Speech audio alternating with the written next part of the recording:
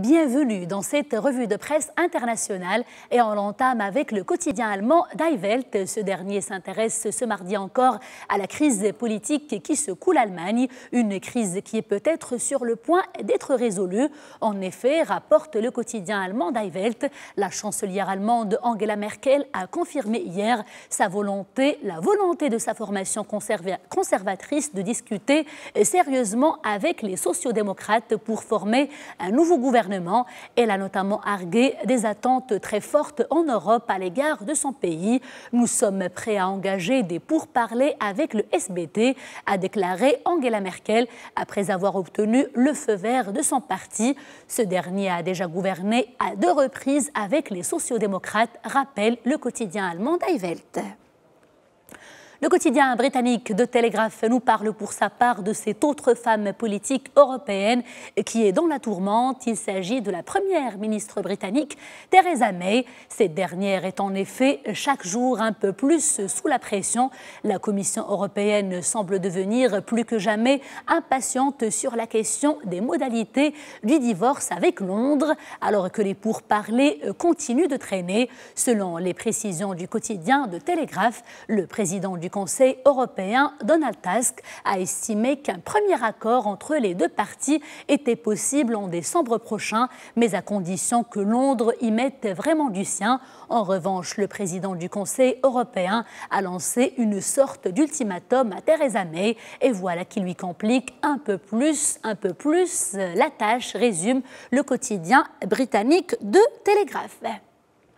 Coup de projecteur à présent sur cet autre sujet qui alimente la presse européenne, celui relatif au glyphosate, une matière jugée cancérigène par le Centre de recherche sur le cancer qui dépend de l'Organisation mondiale de la santé. Eh bien, nous apprenons que les représentants des États membres de l'Union européenne ont voté hier pour le renouvellement pour 5 ans de la licence de l'herbicide très controversé de l'entreprise américaine Monsanto. Contre toute attente, écrit le journal, les 18 pays ont voté en faveur de ce renouvellement de licence.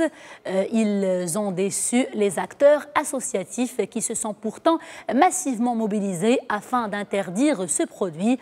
Le Soir belge rappelle que l'inquiétude que provoque le glyphosate a conduit il y a quelques mois à l'ouverture de plusieurs enquêtes aux États-Unis notamment. L'inquiétude provoquée par le glyphosate avait surtout poussé plusieurs de nos confrères européens à mener des enquêtes sur le sujet, dont ceux du quotidien français Le Monde. Vous vous rappelez certainement de ce dossier intitulé « Les Monsanto Papers ». Nous vous en avions parlé ici même. Eh bien, ce sujet sensible fait aujourd'hui encore la une du quotidien français Le Monde, avec comme titre, je cite, « Glyphosate, un scandale européen ». Le quotidien nous raconte comment les agences officielles ont blanchi l'herbicide en recopiant les évaluations fournies par l'entreprise américaine Monsanto. Le journal dénonce également plusieurs années de lobbying et de manipulation de la science. Bref, on nous parle longuement d'un sujet qui dégage un parfum de scandale. Zoom à présent sur cet autre scandale, mais en football cette fois-ci. En effet, le quotidien espagnol sportif El Mundo Deportivo s'intéresse ce mardi au but fantôme non validé de Lionel Messi, une réalisation qui fait polémique et qui fait beaucoup parler en Espagne, mais également ailleurs. En effet, la Liga a accouché d'un nul et surtout d'une controverse. Le club catalan a évité la défaite en fin de semaine chez son dauphin de Valence, vous le savez, mais l'arbitre a été entaché d'une grossière erreur, écrit le journal. Il s'agit d'un but valable non accordé à Lionel Messi. En tout cas, c'est toute la presse sportive qui s'est enflammée et qui a dénoncé une erreur, je cite, colossale.